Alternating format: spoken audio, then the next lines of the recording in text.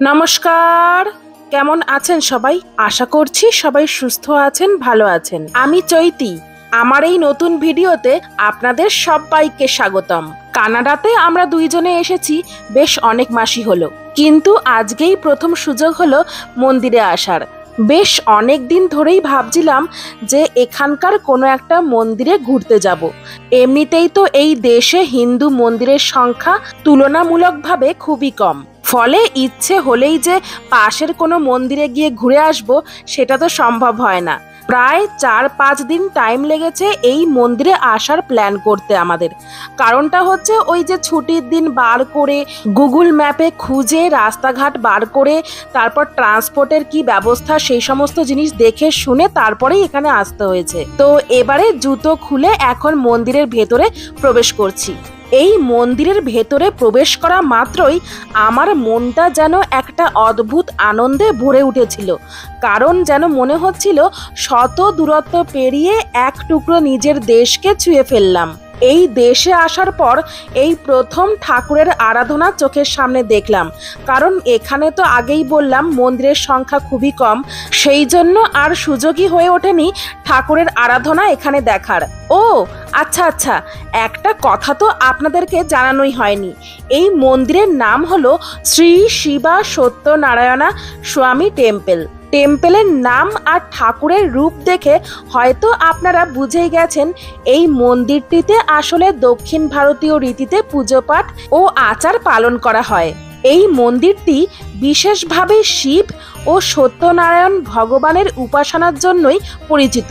এখানে নিয়মিত পুজো, সত্যনারায়ণ ব্রত, রুদ্রাভিষেক ও নানা রকম ধর্মীয় উৎসবও পালন করা হয়। মন্দিরটি শুধুমাত্র ধর্মীয় নয়, সাংস্কৃতিক ও সামাজিক কার্যক্রমের কেন্দ্র হিসেবেও গুরুত্বপূর্ণ। প্রবাসে বসেও এই মন্দিরে গিয়ে ভারতীয় আধ্যাত্মিক পরিবেশ অনুভব করা যায়, যা সত্যি আমাদের মতো ভক্তদের মনে এক গভীর শান্তি এনে দেয়। এখন পুরো মন্দিরটাই আমি ঘুরে ঘুরে দেখছিলাম, এত ভালো লাগছিল যে কি বলবো।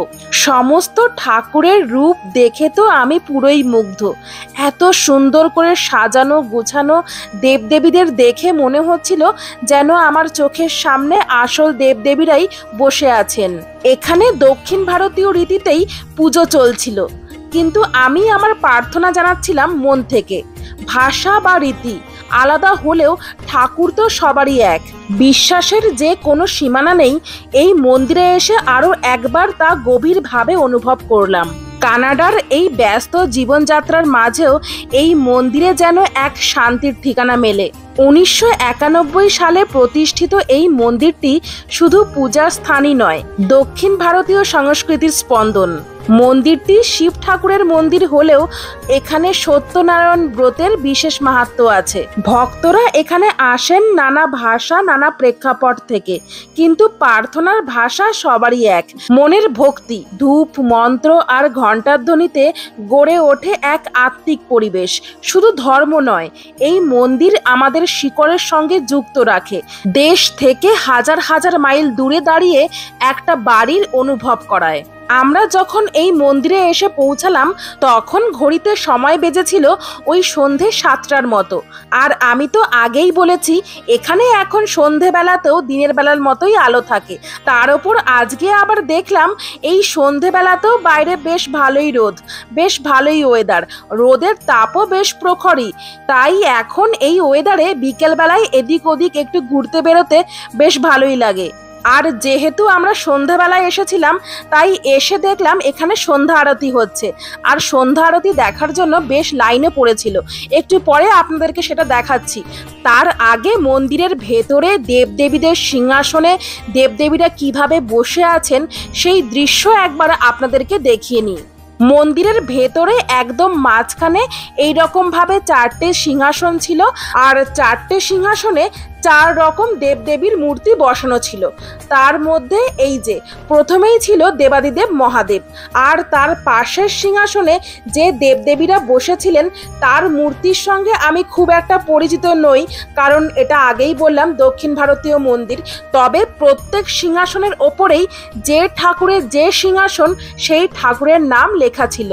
আর এই মন্দিরটির মাঝখানের এই 4টে ঠাকুরের সিংহাসনকে কেন্দ্র করে আরো অনেক ঠাকুরের সিংহাসন করা আছে, যেগুলো আমি প্রথমেই ঘুরে ঘুরে দেখাচ্ছিলাম।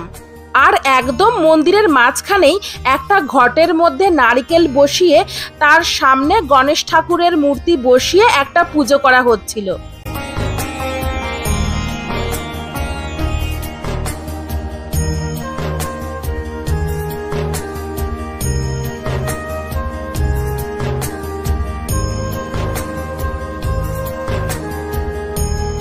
এই দেশের নানা শহর থেকেই মানুষজন এসেছেন এইভাবে লাইনে দাঁড়িয়ে আরতির দর্শন পেতে। এই সময় ঘণ্টা, শঙ্খ আর মন্ত্রে পুরো পরিবেশটাই যেন অলৌকিক হয়ে গিয়েছিল। এই আরতির শেষে পুরোহিত মশাই মন্ত্র পাঠের মধ্যে আগুনের তাপ ছুঁয়ে সবাইকে কপালে বিভূতি পরিয়ে দিলেন। এটাই হলো এখানকার রীতি। আগুনের সেই তাপ শুধু শরীর নয়, মনকেও স্পর্শ করলো। মনে হলো এত ভিন দেশে থেকেও এই ছোট্ট মুহূর্তে যেন ভারতকে ছুঁয়ে দেখা গেল। তবে মন্দিরের আরতির শেষে একটা ভিন্ন রীতি এখানে চোখে পড়ল। পুরোহিত মশাই ছেলেদের কপালে বিভূতি লাগিয়ে দিলেও মেয়েদের ক্ষেত্রে স্পর্শ না করেই বিভূতি তাদের হাতে উঁচু থেকে দিচ্ছিলেন, যাতে মেয়েরা নিজেদের কপালে নিজেরাই বিভূতিটা লাগিয়ে নেয়। প্রথমে একটু অবাক হলেও পরে বুঝলাম এটি সম্ভবত দক্ষিণ ভারতীয় আচার প্রথারই অংশ, যেখানে লিঙ্গ ভেদে স্পর্শ নিয়ে কিছু নির্দিষ্ট ধর্মীয় বিধি মেনে চলা হয়, যদিও সবার প্রতি সমান শ্রদ্ধা ও সমান ভক্তিরই মনোভাব ছিল।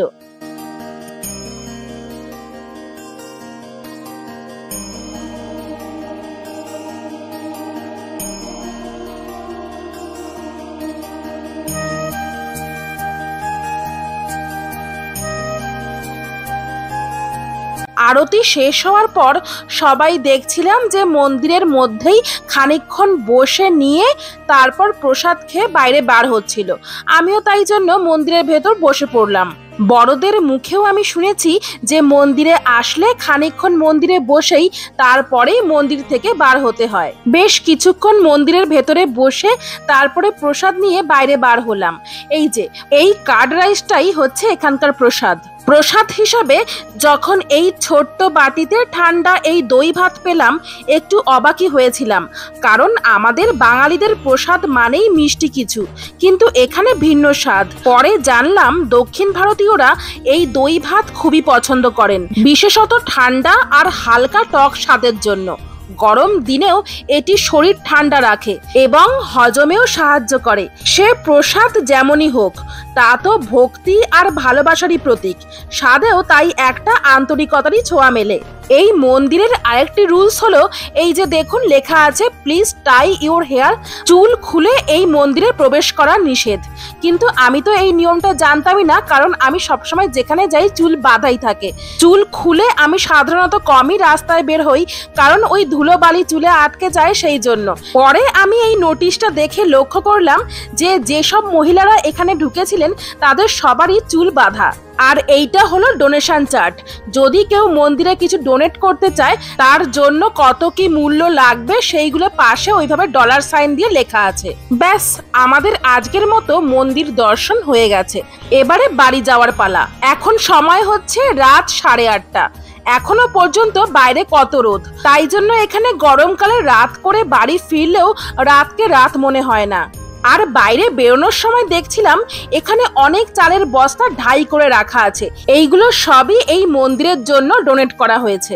ব্যাস, এবারে তাহলে জুতো পরে মন্দিরের বাইরে বের হয়ে যাই। আর আজকের মতো ভিডিওটা এখানেই শেষ করলাম। টাটা।